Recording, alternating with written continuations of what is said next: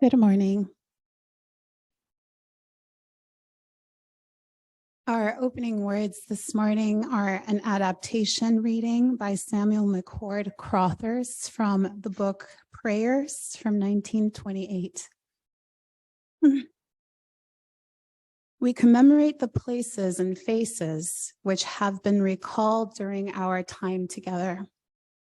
Let the horizon of our minds include all people, the great family here on earth with us, those who have gone before and left to us the heritage of their memory and of their work, and those whose lives will be shaped by what we do or leave undone.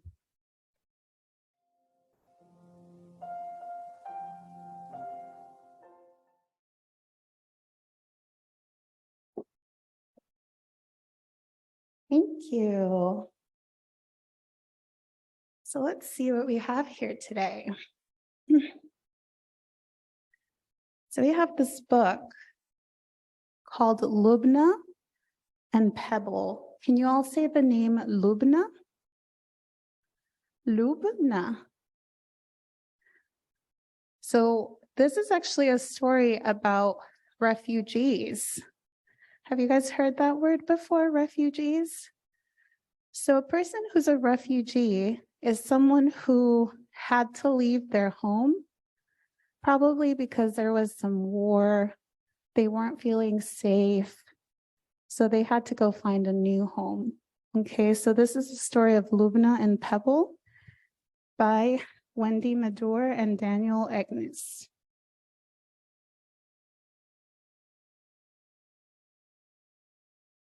We have some good big pictures in this book. Lubna's best friend was a pebble. It was shiny and smooth and gray.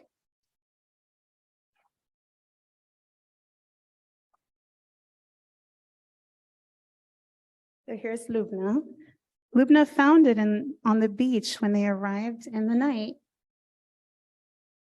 Then she fell asleep in Daddy's salty arms.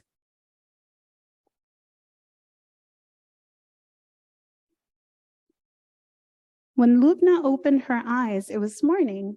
They had landed in a world of tents. Lubna clutched Daddy's hand and gripped her pebble, so she was holding on tight to her dad. Somehow, she knew they'd keep her safe.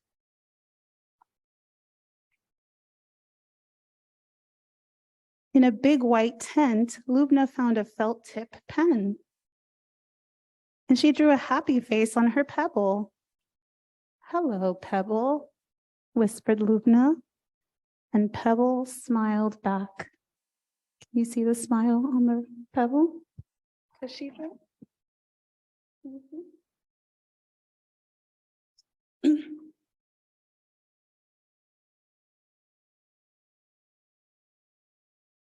Lubna told Pebble everything about her brothers, about home, about the war. Pebble always listened to her stories. Pebble always smiled when she felt scared. "I love you, Pebble," Lubna said with a sigh. That sounds like it's a really good friend for Lubna, doesn't it? See what happens next. Then the winter arrived. The winds began to blow and the tents began to flap. Daddy said to Lubna, "Come close, I'll keep you warm." So the seasons are changing. But Lubna was worried. What if Pebble gets a cold? "That must never happen," said Daddy. He went and found a shoebox and a tea towel. "Thank you," Lubna grinned. Then she put Pebble to bed and kissed it goodnight.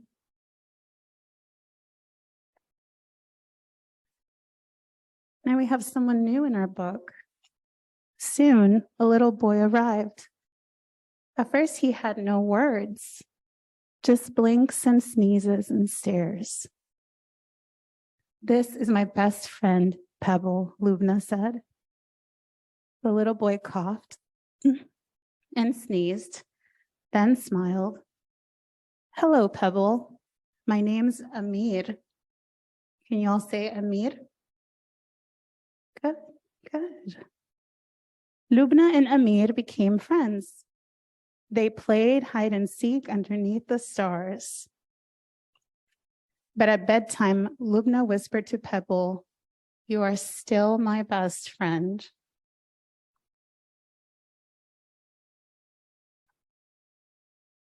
One day, Daddy was beaming. "We are leaving. We have found a new home." Lubna felt happy and then sad. Amir cried.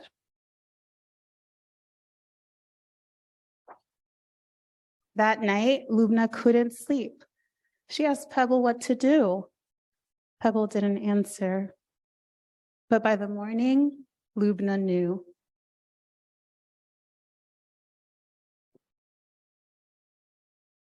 So Lubna gave Amir the shoebox with Pebble and the pen. "What do I do if Pebble misses you?" asked Amir. "Draw the smile back on," said Lubna. "And what do I do if I miss you?" "Tell Pebble all about it," Lubna said. Amir nodded, and he held the shoebox really tight. So here's Lubna on the ship. Can you see? And here's Amir with Pebble in the box. "Goodbye, Pebble," Lubna whispered.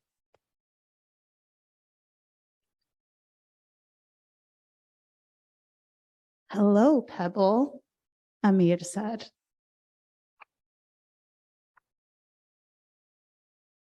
And that's the end of our story. What did y'all think about that story?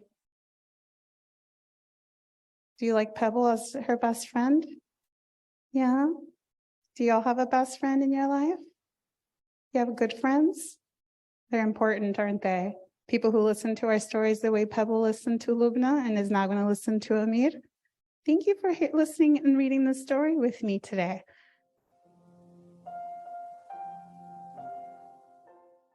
Our reading this morning is by the poet David White, entitled "The Great Tragedy of Speed." The great tragedy of speed as an answer to the complexities and responsibilities of existence is that very soon we cannot recognize anything or anyone who is not traveling at the same velocity as we are. We see only those moving in the same whirling orbit and only those moving with the same urgency. Soon, we begin to suffer a form of amnesia caused by the blurred vision of velocity itself, where those germane to our humanity are dropped from our minds one by one. We start to lose sight of any colleagues who are moving at a slower pace, and we start to lose sight of the bigger, slower cycles that underlie our work.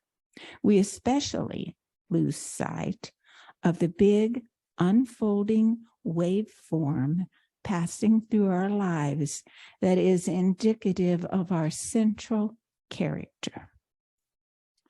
On the personal side, as slaves to speed, we start to lose sight of family members, especially children, or those who are ill or infirm, who are not flying through the world as quickly and as determinedly as we are. Just as seriously, we begin to leave behind the parts of ourselves that limp a little, the vulnerabilities that actually give us color and character. We forget that our sanity is dependent on a relationship with longer, more patient cycles, extending beyond the urgencies and the madness of the office.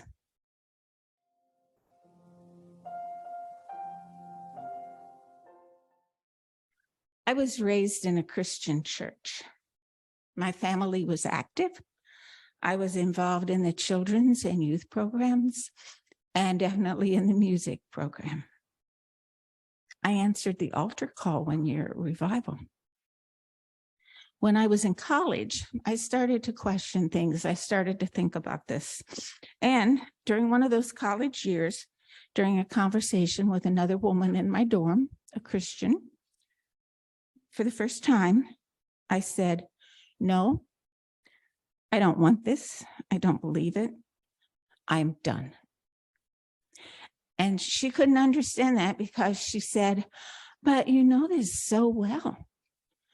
I said, "Well, yeah, knowledge and belief, not the same." I don't remember receiving a lot of little paper cuts during this time, but finally, I was able to articulate my problem with Christianity, that it is arrogant, thinking it is better than any other faith path, and that it has done great harm from that position throughout history. Previously, I had loved the certainty of my faith, and when I left it, I felt that it had betrayed me. So one Sunday morning during the sermon, Nick asked us to indicate by show of hands where we were before we came to UU. You may remember that a few of us were previously unchurched or participated in a faith other than Christianity, but most of us had previous experience in Christian churches. Our former pastor, Dennis McCarty, told me one day that many people come to Unitarian Universalism to heal. Some do so and leave. Others do so and stay. It took a very long time for me to play and sing those Christian hymns of my youth. And I'm very glad that I can do most of them now. There's still a couple holdouts. Making assumptions is so easy, and it's a very dangerous practice. Usually, when we assume, we are simply being thoughtless, not intending any harm. In reading anti-racism work, those chapters on microaggressions, they jump out of the book to me, and I see myself thoughtlessly dispensing paper cuts. I'm finally learning, I hope, to be more careful. But I need to bring that learning to faith. I need to remember why I left Christianity and be aware of the healing that I have done and the healing that I still need. I need to remember that some of us in this congregation are Christian and honor that. I also need to remember that well-meaning people, including those Christians who are so sure that they have the answer, can do real harm. So, how do I deal with that? How welcoming are we when people come here to heal? Are we aware that that's what's going on? How thoughtful is our help to them? What assumptions might we be making? And do we think our path is best? How do I avoid cutting others?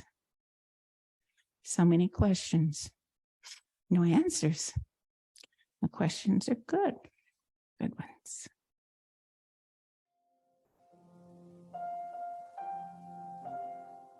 So I've been pretty sick with acute bronchitis, and from practicing the sermon, my voice is worse today than it's been for the past 2 days. So I ask for your patience. And you may hear some coughing, and I have cough drops down here even.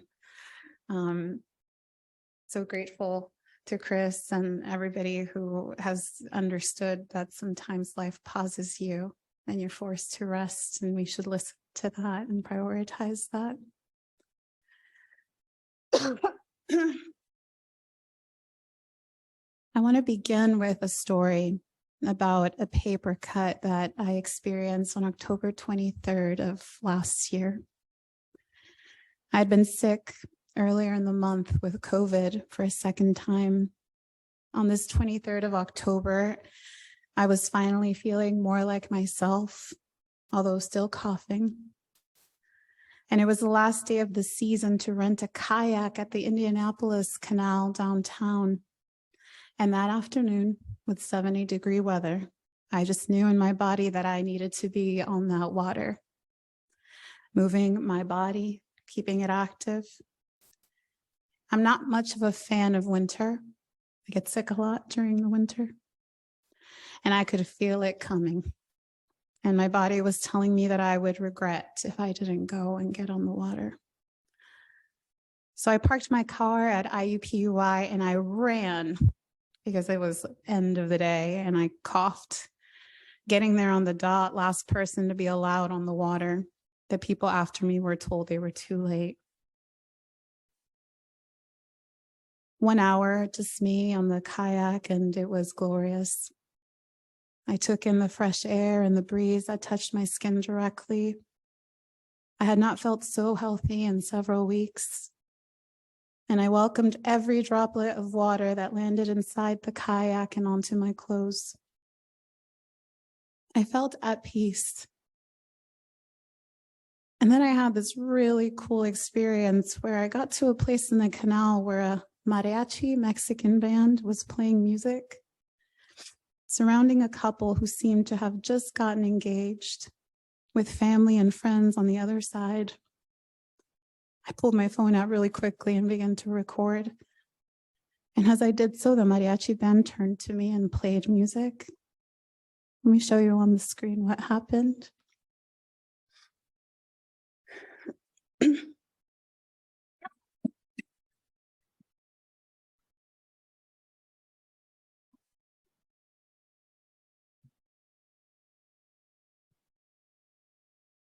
And if we could keep it on that screen for a minute till the end of the story, there's also a picture on that screen I'll reference here.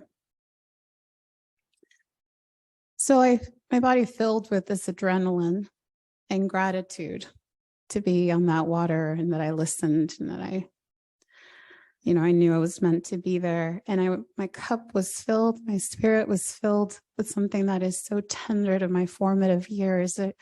I spent years not listening to music as a Muslim. That changed when I entered Sufi Islam. But I grew up with mariachi music in our house every day, especially Sundays, especially birthdays. And so I just was giddy and happy. So after I took my kayak back, I decided that I would keep walking that canal and continue to enjoy the temperature and that breeze on my skin that made me feel like I could really breathe. And there I found myself with my headphones and my music in solitude, minding my own business, time moving at my own speed, and happy to be alone, no people pleasing.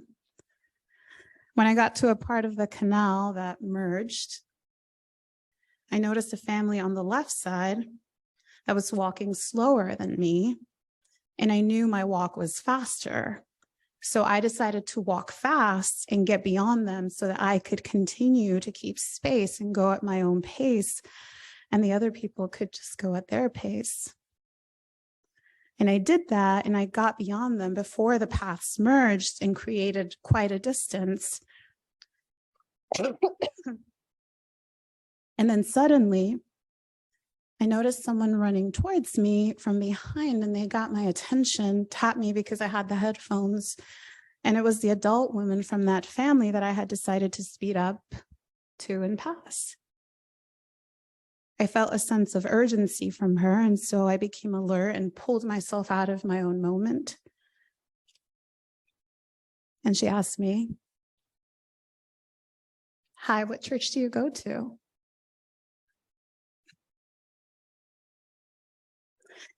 I responded, "I already have a faith home and I'm not Christian, actually."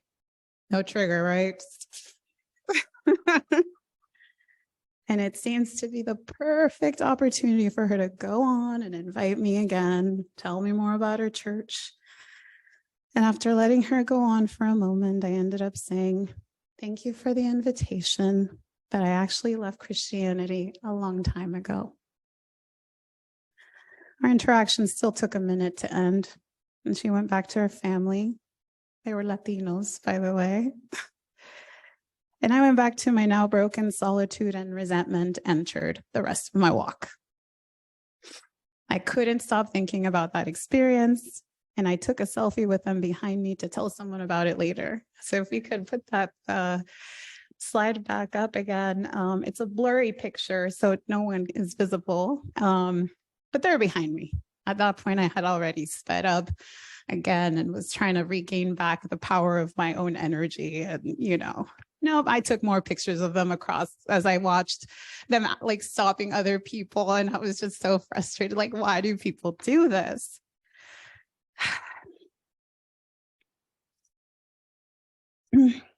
By the way, I don't know how to swim. So every time I get onto a kayak, it's a journey to tell myself that I can trust myself, that I won't flip over, and that I will come out at the end of it so happy that I did it, because there is something about the water that calls my inner spirit. I've taken swimming classes, but COVID happened and I'm not quite there, but I don't let that hold me back. This is the journey that I'm on. And unfortunately, this woman never had any curiosity about me, and she could not stop her own velocity to meet mine. She tried to force me to meet her speed. And when I told this story to my youngest son with his friends in the room, one of them, a Christian, pointed out how sad that she was with her family and could only focus on what she had to tell you. And I found that really deep. I know that was a long story, but these are the stories, aren't they? This one is just one tiny story, and one of the least cutting for me. They've added up over the years for me as someone who grew up Catholic, who left it, whose family still doesn't get curious about my path. I've never wondered why at 14 I would choose to become Muslim and deal with the bigotry, the dislike, the tension, because I chose that I couldn't believe in the Trinity. Like, that's actually why I left Catholicism. I've had to explain it over and over, even when I wore the hijab, that I'm not Christian, that I have a religion already, that I'm smart enough to know what's right for me, that I can trust myself. It's ongoing.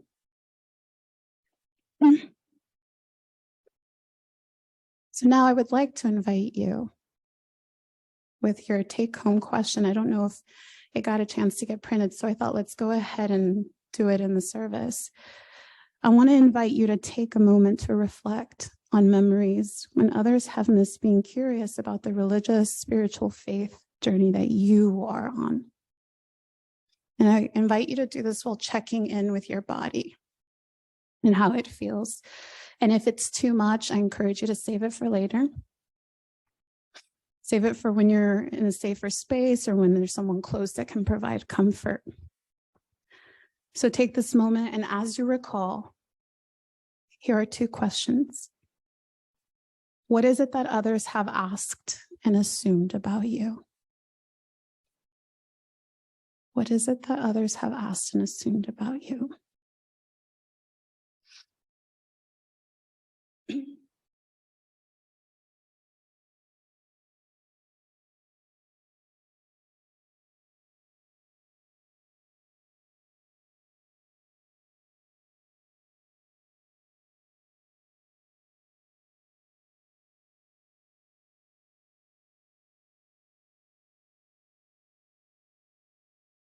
And what do you wish they had asked about your life instead?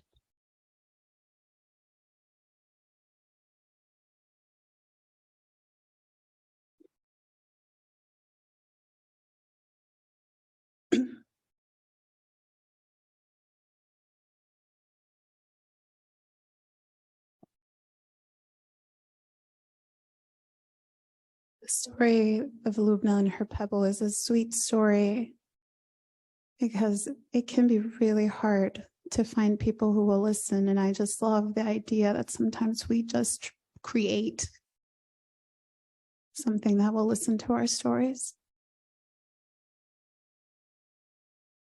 I don't have many friends who can really hold space for the diversity of my spiritual journey. And I know I'm not alone in that. It was actually in conversation with your minister, Reverend Nick, that the title Death by a Thousand Paper Cuts came. We had some great conversations that helped me learn more about your congregation and the Columbus community as a whole.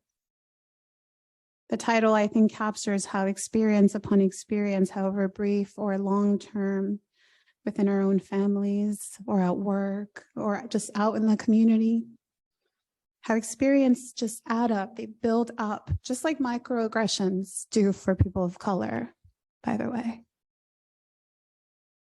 And it turns into things like pain, avoidance. Will I go back to that spot on my canal? Will I be more vigilant next time? Resentment, distrust, inner rage, among other things. And we carry this in our bodies. They become these triggers. We close off who we really are, what we really want to say. And we know to be protected quite ahead of time when someone approaches us or we get near a situation that reminds us of these paper cuts.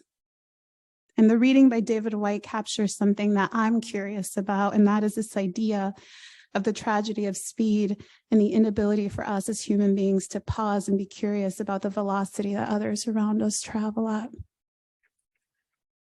That means noticing, being curious, which helps us make a decision about whether or not we can meet someone at their speed, and to reflect on whether we will contribute something for the sake of our own ego instead. Is it really about them?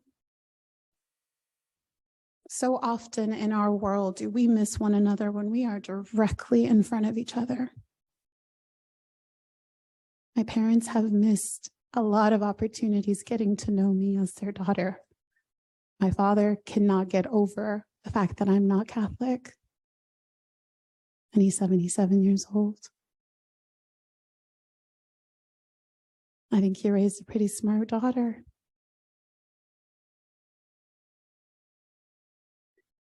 And I don't want to limit this idea of paper cuts today to Christianity alone, because all Abrahamic faiths especially have a role in this idea of paper cuts. And I'll use we because I did this too, where we can get so caught up in heaven and hell, salvation, who gets there, who doesn't, who's allowed in and who's not, who's more righteous, saving people, who God loves and accepts, how we already do things, and the purpose of the church. And this goes also beyond Abrahamic faiths and other paradigms too that don't have to even be religious in nature. But I believe that the power of Western Christianity in this conversation is one that needs to be named, as it has been forced and imposed on so many people, tribes and cultures, on indigenous peoples like my ancestors here in North America who had indigenous faiths and indigenous languages, not Spanish, because Spanish is the language of European Christian colonizers. I deeply believe that to move forward into healing and peace and humility and beloved community, it happens by acknowledging where we have been hurt, by remembrance, by remembering, where we are exhausted of answering the same question over and over again that prevents us from getting to the real life experiences that really matter to us. Life is so short. We've been exhausted into feeling inauthentic, scared, resentful, enraged, and silenced. And we can learn something by remembering so that as a faith community, we recognize that we too have the potential of causing harm. And we have, and we do, and we will. And I want to also say that this sermon is not one to push us away from a path within Christianity. Our very own history as Unitarian Universalists is rooted within Christianity. My Islamic experience was easy to accept out of Catholicism. With the great love I was taught to have for Mary, peace be upon her. In that mix of good and bad, we can be proud of a lot in our history too, and feel less alone and isolated when we tell someone that we're Unitarian Universalists and they give us a weird glance and judge us because we're lacking according to them. We're not loners. Our ancestors left an example for us as they too dealt with these attitudes and the closed-mindedness as they fought their way for individualism, right? Unity of process, diversity of product. And this isn't a sermon to make anyone feel ashamed for being Christian and missing that past religious experience or still being in Christian spaces for special holidays or with family. This is actually the point, that if we can go and hold space for the ways in which we have been hurt and honor the greatness of the paths that we all individually have, that maybe we can show up in these spaces with more confidence about who we are, who we're trying to be, the great community that UUCCI is and the gifts that it gives us. Our UU congregations gift us so much. And we've talked about multi-faith and the possibilities of our faith as one that can really welcome multi-faith identities with a lot of work. And I know we're at time, and I know how Unitarian Universalists can be about long sermons too. There's a good excuse that, voice isn't all there. I was going to talk to you a little bit more about UU history. But I will shorten. There's no denying, again, that the history of our faith is within Christianity. That was hard for me as a Muslim, because that's the first thought that Muslims think of. You're going to a church and you're Christian. I'm like, no, it's not really a church, but there are elements of church, right? A lot of what we know as Unitarian Universalism is also really influenced by the creation of the country of the United States. At the very beginning, it knew that it could only succeed through the separation of church and state. It was a very practical matter to make this country work. And I remember my professor of UU history, Reverend Amy Beltane, telling us in our UU history class, that a part of what has led UUs to be disengaged from politics and the unwillingness to be a part of our world's affairs is due to our history being so tied with this religious tolerance.